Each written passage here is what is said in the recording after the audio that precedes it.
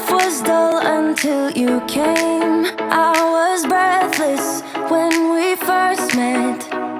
Couldn't keep my hands away. I was speechless when we first met, yeah.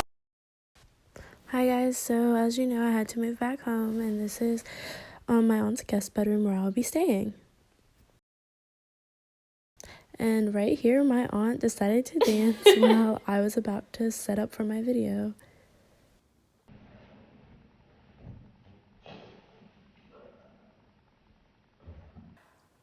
Hi everyone, welcome back. I just wanted to do a coronavirus update and what that means for college students. So, one, you can see that I'm not in my regular place, my regular apartment. I am at my aunt's house because the university has asked us to move out by Saturday at 5 p.m. Saturday, March 21st by 5 p.m. We got this message on Tuesday around 4 o'clock, so I spent the night packing my room with my friend Yasmin and packing the next morning, which was a big ordeal itself because I got locked out of my apartment because the door locks automatically behind you when you leave, and then my car wouldn't start, so it was really a sticky situation I was in. Just everything kept going wrong, and so finally, after I got jumped by one of my friends, I was able to come back to my aunt's house, which was like 30 minutes from campus, so I didn't have to travel really far. But other students I know, of course, they have to come from wherever they were spring breaking and then pack up their entire room in less than 4 days to move back. This, I can say, is an interesting situation, especially for people in my case, where I am an independent student, which means I am responsible for paying my tuition entirely, and that I don't receive any help from a parent or guardian or any situation like that. And with that being said, most cases like mine with independent students, we don't have a permanent residence listed. And then there's also students to the university who are classified as homeless students. When I applied to be an independent student, I had a choice of applying independent or homeless. I chose independent, just because I do have a place to go. Like in Albany, my mom will let me stay with her if I needed to, and my dad would too. I would just prefer not to. And my aunt has always offered me a place to stay, and so that's where I'm at. What's also really difficult about this is, like I said, I had a place to go, while I know other students may not have had a place to go. It's just really tricky, a fine line that they have to walk between civil liberties of quarantining people, protecting the students, and just overall trying to make sure the spread of the virus ceases. And with this self-quarantine time, there's like a lot of self-isolation that's supposed to be happening, and that is a great environment, and I mean this negatively, that is a great environment for mental illnesses to exacerbate, like depression, which is totally something real that a lot of people, even myself, has dealt with. And so this is really a hard time for a lot of people, and additionally this may cause people to abuse drugs, alcohol, anything like that, so it's really a tough situation and all. I know for me, moving back was kind of weird, is kind of weird, just because my dorm on campus felt like home to me, and having to leave was not fun, but I am in a welcoming and homey environment here. But I know that's not the case for others, and just talking to my friends, they also resonated with me that our dorm apartment whatever you want to call it, was more like home for them, especially because you're living there majority of the month, majority of the year than you are at home. Also, it's just really hard. I feel bad for the seniors who don't get to say bye to their friends, don't get commencement, things like that. I know for me, I wasn't really ever after winter break trying to be back in a situation where I have to live at home. But now I'm back for 5 months until my apartment opens up in August. Or if there is summer classes, I apply for summer housing, but that's all in the air. And then Zoom classes.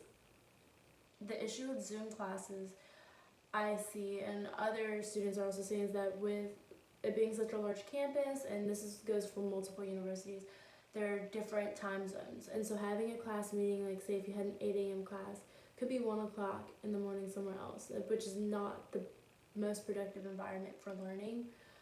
So this is just a tricky situation for students, for administration, for universities as a whole, and healthcare professionals. And honestly, even people volunteering their time to help, it's really a tricky situation, especially because this virus is attacking fast because it spreads fast, and also the precautions we have to take from keeping it from spreading fast, like ending the school year early in terms of being on campus versus like actually academically we still have online classes. I also have to say the 2-week spring break already made me miss my friends who had left campus a lot more, so now not seeing them for 5 months is going to be even more difficult. Like I can only imagine what seniors are going through, because it's not an ideal situation even for people who aren't seniors. With that being said, jobs are laying off people left and right. Fortunately, I have not been laid off from any of the 3 jobs that I work at, but 2 of which have been closed due to coronavirus, so I will not be seeing any income from them until further notice. One of them until the end of the school year is over, because it's the gym on campus. So I'm thinking actively about what to do to supplement that income. The other stay at the mall. So far we're closed till March 30th. But they're actively reassessing that. So who knows what is out there and available to do. And then my third job at the law firm, we are still going because we have a small group. So I'm able to work there. It's just for people who are laid off completely, or in situations where they only work a job like me at the gym, or a job at a clothing store where it's all closed. It's just really hard, especially if you haven't been able to think about a savings account or saving for a future, or haven't been able to put some money away from every paycheck in case of events like that, like this. Fortunately, that wasn't the case for me, but moving forward, I just don't like to take money out of my savings, even in crisis like this. I just don't. That's just me. But it really makes you think, and it really makes you realize how blessed you are, because people are in 10 times worse situations that you think you're in, always. Like I said, for me, not really having a permanent situation or permanent address, it's a difficult situation, but I do have options. But other people may not. And additionally, like I was able to and have been able to be saving, which other people might not have been. And even though I don't see my friends, or will be able to see my friends, and basically my friends that are my family now, a lot of people don't even have that. So it just really makes you count your blessings during this time. But additionally, this time can be used for positive measures. Like for me, my boss really encouraged me to get this YouTube started up, especially since I haven't been working as much as I used to, and classes are now in a different format. Things like this, dream projects. I mean, I really wish my apartment was opened up because I'm planning to paint the entire apartment myself. I think I'm not ever gonna price check it, but this would have been a great time to do that. Just anything like that, like unpacking, giving away clothes, just decluttering, anything is good. Reading, just keep your mind busy.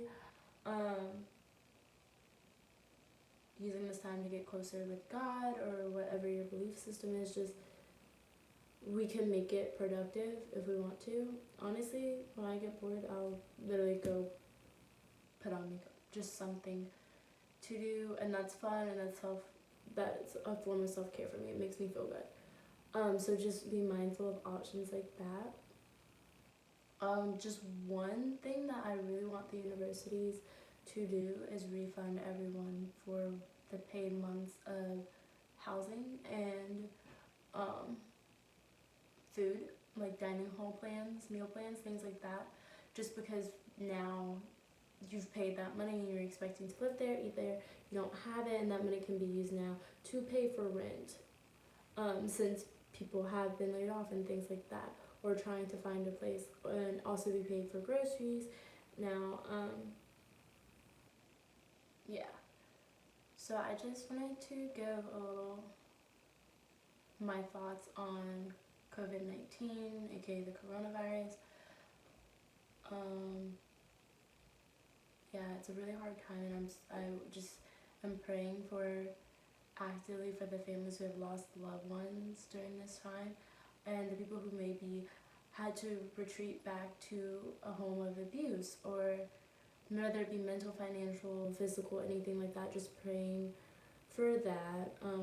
My mom is a judge, and she has told me at least in Orange County they are still actively doing domestic violence emergency removals during this time, even though the courts have stopped. So that's really good. Just really trying to think about and pray about the people who this time really will affect them the most and really have damaging situations for.